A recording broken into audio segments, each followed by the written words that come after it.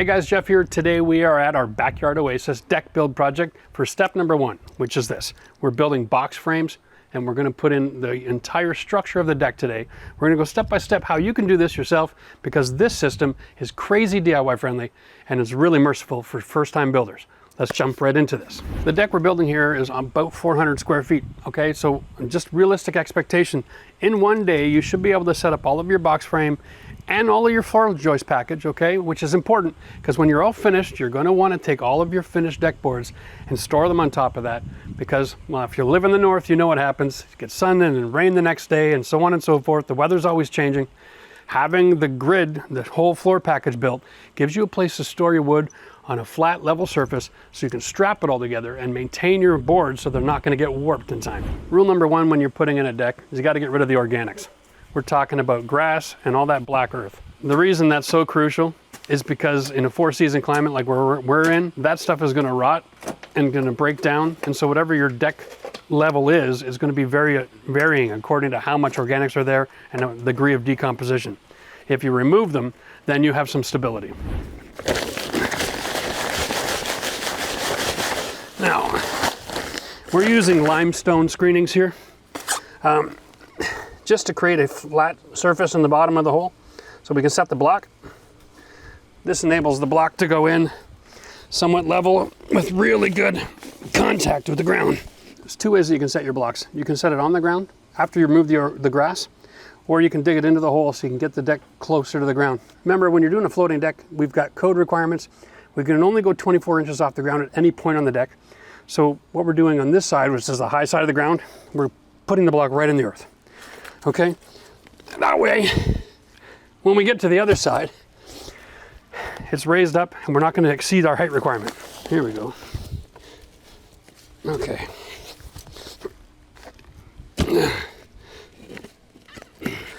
And this next step is just some small 1/2-inch gravel. It's clean stone. And the idea here is, when you dig a hole, sometimes, especially when you're getting started, you can find rocks and have to move your hole and make it bigger or whatever. Have some gravel to backfill. Once you put your landscape cloth on, you won't see the holes. It's kind of dangerous walking around. So just use this just to create a nice safe place to be working. There's no drainage benefit or anything like that here. This is just making sure that when you're working, you're not going to throw your ankle. That's all there is to it. Next step, grab yourself some landscape cloth. Do a nice overlap, like 8 inches. Cover up the area where we're working with these great little pins. Once you've got your ground all covered up, we can start building our box beams. Now, when it comes to spacing, it's really kind of simple. What we're going to work with is wanting to make everything square. So, for instance, these beams over here, these are the first 2. We set them up so that they're 8 feet apart. The goal here is to have the second set of the structure resting on this, which translates all the load into the post, into the block in the ground, right? So we're gonna have a ridge, we're gonna nail it all together, and want all these joists to have resting on the box beam, okay? Nice and simple. So really when you're doing this, you're setting up your layout, start from the middle, okay? Find something, measure off from the house the same distance. This type of system is incredibly merciful because you don't have to put the block at the very end. You've all seen the decks where the deck blocks are exposed and they're cutting the skirt around the concrete block. Always looks like garbage. If you do it this way, you can recess this because you can cantilever using 2x10s, almost 2 feet after the block, okay? Gives you a lot more flexibility. It lets you work inside the confines of the perimeter so that you can make adjustments and you aren't gonna have ugly things to deal with later. So as long as your floor joists are on top of the 2x10s, we're gonna be fine. That's how you do your layout. I'll show you this. They're a little unstable right out of the gate, right? So the first thing we're gonna do is I'm gonna show you a trick to stabilize all the beams, all right? And then we can get the right measurements to continue building. And that is to take one of these 2x8s and run it across the entire deck. We're gonna roll it over and screw it to the face. And that will set up our depth. That way everything is square. Let's get down and dirty here. Now, this doesn't have to be perfectly level. It's just to set up like an end stop for the deck. Now we know where the deck ends, right here. So we're going to cut a couple of blocks. We're going to set those in, attach the beam, put up against this board, so now we know we can keep square. Brilliant little system, and you can make adjustments as you go along, right? Now I need to cut myself some wood. Now, next step with the 4x4 blocks. When you cut anything structural like this, it's going to go below grade, especially. But generally, any major structural component, you can see here, this is the pressure treating that penetrated the wood. Okay? Didn't penetrate very good on the other sides. So when you cut it, although the surface is nicely treated, now the end cut is completely exposed. The cut and seal is like a sealant. It's a surface penetrating sealer for the wood to provide protection. Take the cut and sealed end down inside the block. Now it's unstable, but it's still going to transfer load fantastic. Now we're going to add the two pieces to the side. Here we go.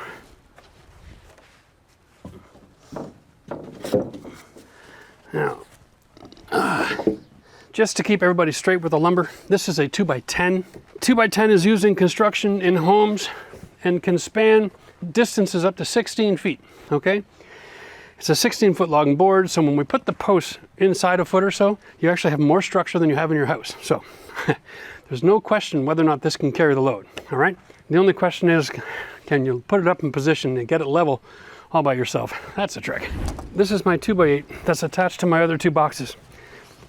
It's going to be what we're going to call our preliminary level, okay? And because we're dealing with wood, you never really know. So make sure that your crown is up. That basically makes sure the board, if it has a warp to it, that it's warped like a rainbow. It'll perform better for you over time. Set a screw, set your depth, which is up against this. And we're going to lift this up.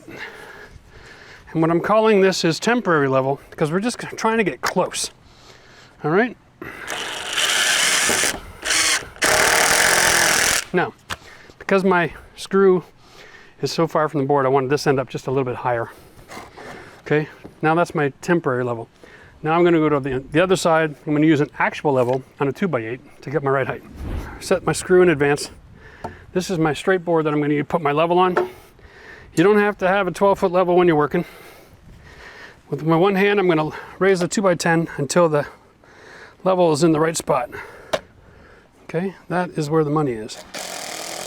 And I'm throwing another one just to make sure it's not slipping around. You'll see how far the end dropped. So now what we're going to do is we're going to adjust this end. So now we're going to lift this up, flush and square. Second one for the measure. Okay. Again, we're just setting that up, trying to get the depth and get it close to the height so the other side will end up working. We'll come back here. This part is a little monotonous, but if you follow this procedure, works like a charm. Up to the board. Okay. Very important when you're working. You can't let the box beam roll on you, because right now I'm making contact. But when I straighten it up, I'm a good chunk of the way out here.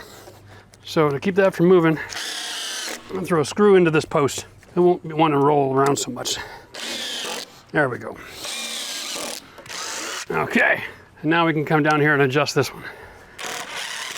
Again, we want to make sure we're square. Okay. Box beam. Now we're not done yet. Obviously, that's no way that's strong enough. What we're doing is we're just throwing in some temporary screws to carry the weight of the board itself. Now we're going to come by, we're going to trim off all the tops, seal it all up, and then I'm going to show you my load carrying steel bolt system. That'll transfer 5,000 pounds per post. So you can build whatever you want on here. Here we go. I've just swapped out an 8-inch blade for the wood. And what I'm going to do is I'm going to set the blade flat on the tops and put the plate of the reciprocator up against the board and push. That should keep the machine still, let the blade do all the work. We should be able to cut this nice and flush here. Yeah. Very important to make sure it's at least flush. Don't leave it raised at all. It'll interrupt with the installation of the joist package. And it's okay like this. Perfect.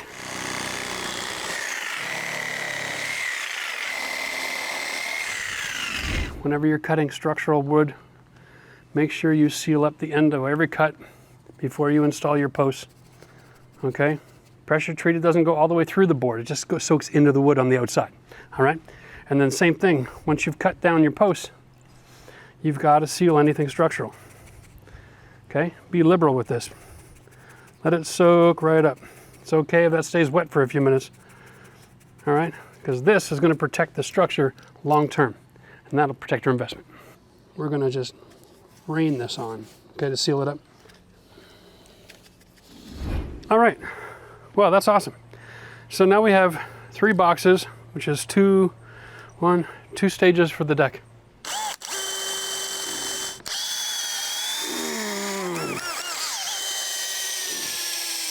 There we go.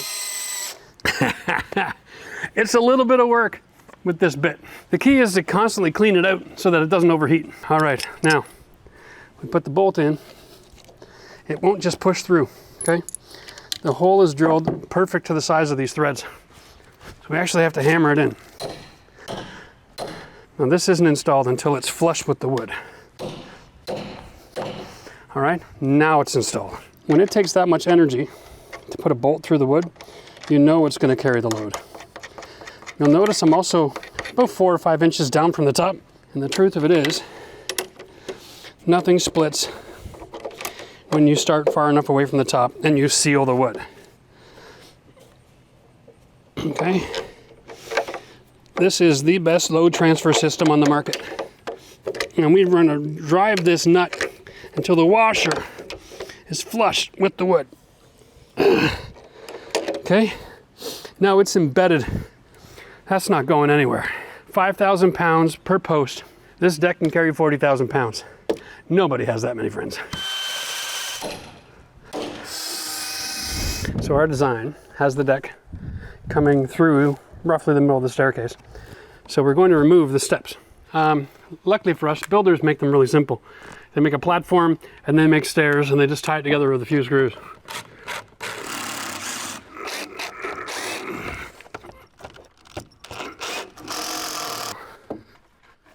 Okay. Now this is just like framing a wall. We're going to put the ends together. We're going to measure our 16 on centers. When you're working with 5/4 deck boards, it's actually 1 inch solid thick. You need a 16-inch spacing. If you're doing a deck like this and finishing with composite, make sure you check with the manufacturer. In a lot of cases, composite requires 12-inch on center because in the heat, it tends to get a little soft and doesn't have the same structural integrity as wood does in the heat. Okay, so you mark the 16s and you throw an X to the right. My tape is little red squares. Makes life simple. So you take your marked joist, walk it over, put it right in the middle mat. A little bit easier. Set it on your post. Same thing over here. And remember, these boards are the same length as the ones underneath. Okay, so the box beam and your rim joists are the same dimension. So you just line all these up, nice and simple. All right, and now we're going to fill in the middle with all of our 2x8s that we need. Now remember, we use 2x10 on the bottom, and up here we're using 2x8 because our beams are only 8 feet apart. Okay, 2x8 can span 8 feet. If you want to go to 2x6, you have to build your beams every 5 feet. Okay, or you're going to have so much deflection it'll feel like a trampoline. Now, just for simplicity, my first fastener, I'm going to use a screw. All 4 corners. Since I have a cage, it's not going to fall all over the place and make a mess. That way I can finish up with my compressor and my air nailer. We're just going to boom, pound all these in. 2x8 requires 4 fasteners on each side. Don't forget that. That'll keep it strong and from rolling over.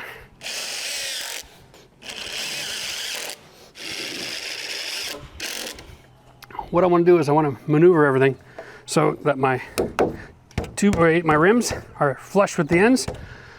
Okay, and that every joist will be touching a piece of the 2x10, all right? Now we just fill in all the holes.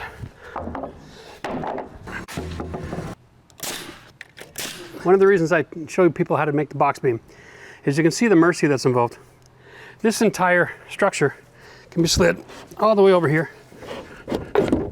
And as long as each of these joists is a half an inch on top of this 2x10, the load transfer continues all the way through to the post into the ground.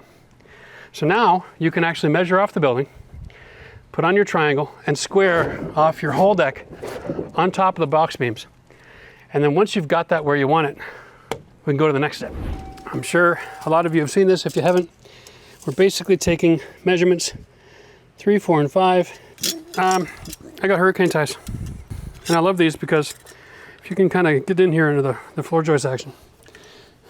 Well, right here, for instance, I can attach it to the 2x10 and to the floor joist, right? And it's not so that it doesn't lift up and blow away with Dorothy and her little dog.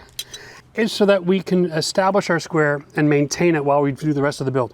You don't want to trust on a couple of deck screws because they break rather easily. So throw a few of these in. And whenever you're using structure, use structural screws. Why not? At the end of the day, if you don't want something to move because it's going to wreck your life if it happens, you don't trust a deck screw. Deck screws are great when you're dealing with gravity. Keep things from flying around. But we're not dealing with gravity here. We're dealing with shear forces. Somebody is working, they bump into the deck, you could knock the structure out of square on us. So we want to make sure we maintain that. And this is the way to do it. And for everybody who hasn't seen this before, this little box comes with its own bit. You buy it right next to the structural nails for floor joists on the shelf at the Home Depot. It's not rocket science, it's a hex head. So it sits right in there. No hammer necessary. This is structure. Put a couple in the bottom, a couple in the top. Generally speaking, you put one of these screws in every hole when it's designed for structural load and for actual hurricane situations. But for us, it's just to keep things square. So 2 is fine. We'll put one in all 4 corners and then we're ready to move on. Now, the requirement here for adding to the next stage is really simple. We use the same rim. We don't need another one. All we do is offset our joists. We can nail from the other side, okay? Nice and simple. We're gonna be installing our cedar with a hidden fastener system from What are you talking about? The hidden fastener system? Camo screw. Camo screws. Yeah. We're gonna be installing a hidden fastener system from Camo. So the location of the joist doesn't really matter. We don't have to build everything so that, like you do with surface screws. Surface screws, all these joists have to line up. It's all gotta be perfect because you're gonna see that row of screws. And part of what makes a good deck installation with surface screws is having all your screws in a row. But we don't have to, so we can cheat. We can actually save ourselves a rim joist and offset the installation like this. All we gotta do is figure out how far out we wanna build our deck. Now, because we are measured off the wall square and our box is now square, I only need to take one measurement, cut every one of these boards exactly the same length, and we are good as gold. I got the edge of the house is here, and I don't wanna go there. I want just to finish up on the inside of my gas line. Okay, so here's our property line, and I'm going to come out at least 16 inches off the property line, okay?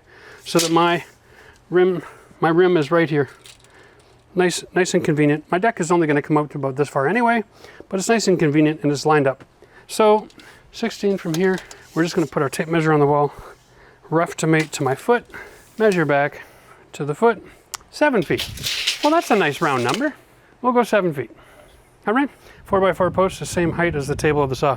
All right, so when you're working mobile, instant cutting table. Now we're not taking anything for granted here. I'm gonna measure each board at 7 feet. Just because it does seem, Matt, like the lumber is a little inconsistent. So, we're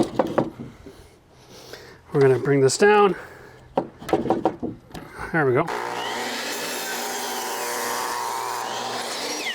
Oh, lovely. And of course I'm working with a 10-inch saw today.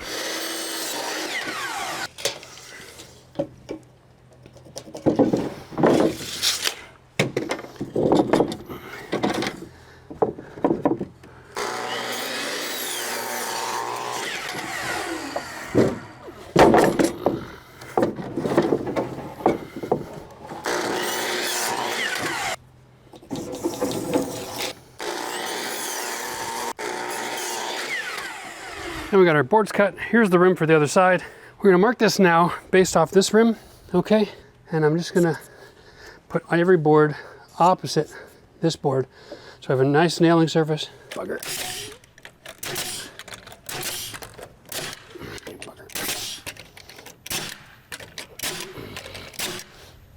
Before we put on our rim joist, we're gonna take the end seal. We're gonna finish all these. Whenever you have cut wood, it's always the first thing that goes, right? And this is going to be a part of the deck that no one's gonna see, no one's gonna maintain.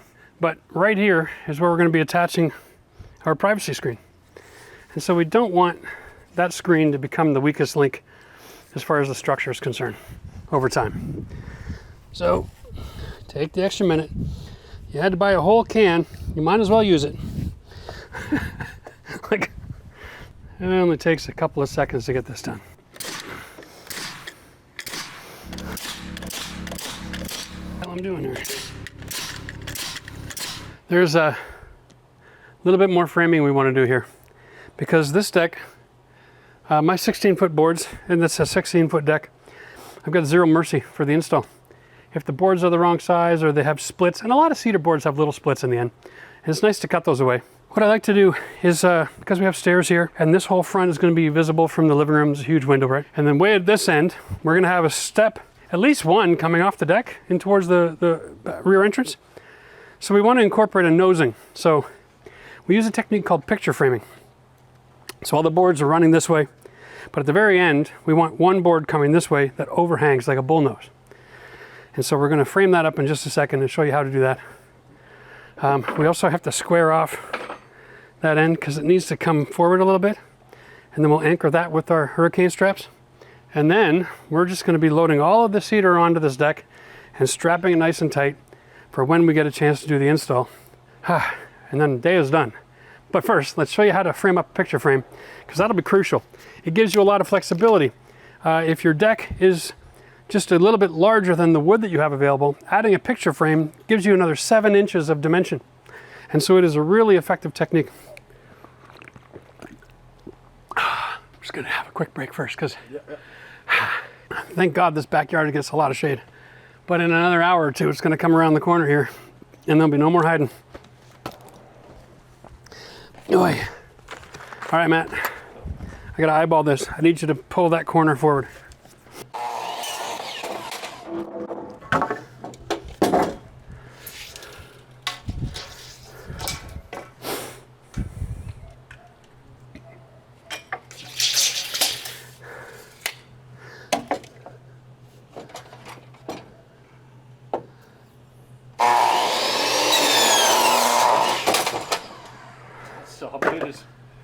Blade's getting done. Well, you know what? That wet wood eats a blade up pretty quick. Yeah. Okay, so we got that. Let's move this out of here. Okay. All right. Every 16 inches.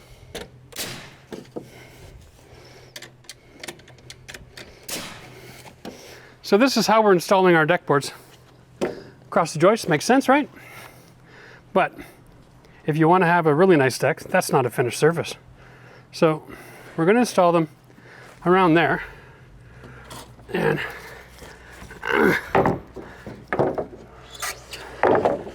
can you help me get that over to there? Right across the front, and move that other stuff out of the way. We're just going to get the visual. So we're framing this up, right? It's rough. Okay. Now, that's a lot of overhang, right? You could step on this and roll. So that's a better looking finish because you don't see the end, okay? I wish I had just a little piece of this stuff cut off, but I don't. A better way to finish this is actually to bring this up like a nosing, okay? Have about a 3/4 inch, all right? And then the best way to finish it is to take some cedar, whether it's the same kind of board or like a 1x3, and put it across the face for this to sit on. All right, so then you know what that depth is. You add the 3/4 plus the 3/4, go 1.5. You can finish with that and then put lattice to the bottom. That works great. So you don't exactly know where the end is. So when we're putting on our boards, we're guesstimating here, right? So by adding a 2x4 and then another joist. We've now created this massive amount of meat. So what we're going to do is always install your board to the middle of the 2x4. All right? And then when you're all said and done, you can come by with whatever piece you're going to put on the edge. You can lay it over on top of all of the wood to the right depth. You can pencil the line, because this is going to have its own character. It's going to have its own movement. It's not going to be perfectly straight. You can't chalk line and force the wood into position. It's easier to set it in position, pencil line it, run it with a skill saw, cut all the excess off, and then you just drop this in on some PL Premium. That's how you do picture frame. So knowing the end from the beginning, now you know how to frame it. Outside joist, flat 2x4, another joist, nail it all together, install all your boards to the middle, and then you are golden, okay?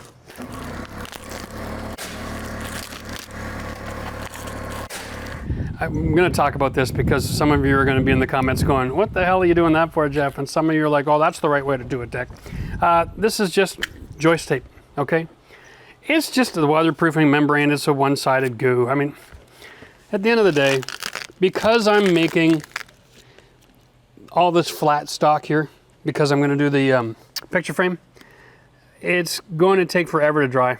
Water is going to get held here and trapped here. And so it will be the first place of the deck that rots out. So what I'm doing is I'm adding the joist tape in this area only. My recommendation for the using joist tape is simple. Take a look around. There's no trees. You don't need it, right?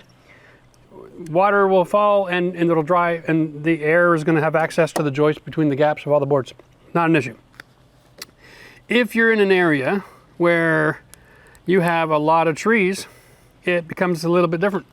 Now it becomes real vital, right? Because if you're not going to take the time to pressure wash all of the needles and the leaves out of the joint, out of the joints, that trapped organics, when it gets wet, really rots. And once you have rotten wood up against fresh wood, the fresh wood starts to rot. So if you don't keep your deck clean, yeah, you know, joist tape. But if you're one of these people that's like, you know, once a month you're out there and you got your pressure washer and you're cleaning out your deck, or if you're in a neighborhood like this with no trees, not necessary. I'm going to do 2 runs of it. I don't want my deck rotting prematurely, that's all.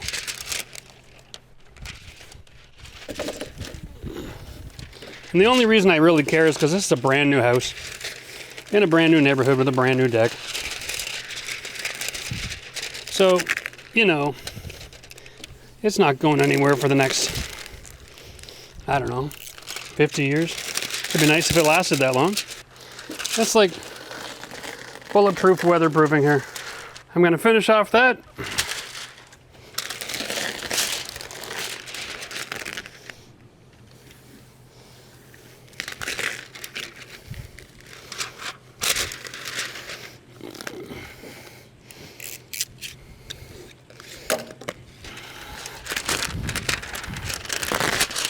Whoa!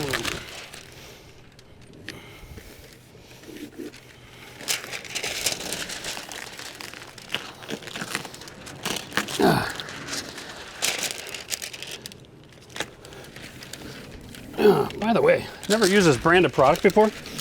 I'm really pleased.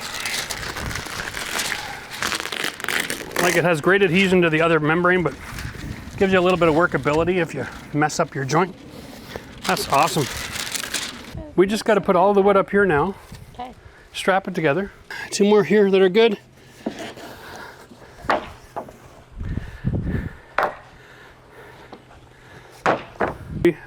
Lift this up and slide them over. So we know that the first few rows are all figured out already. Now we can just bring the rest of the boards here. I'm not going any closer to the edge here because we got to get in there for the fasteners. So at the end of the day, you got your materials all delivered and the weather's looking grim. And you know that the weather report is not going to allow you to come back and do any more work on your project for a few days. Here's the solution to twisted wood. Stack it, strap it, don't get stung by a bee. There you go. That's cool. At the end of the day, if you're going to be a few days between jobs, make sure you strap your wood. It'll really minimize the amount of curving and warping that happens. And it makes it a little more difficult for someone to come in your backyard and steal it while you're sleeping.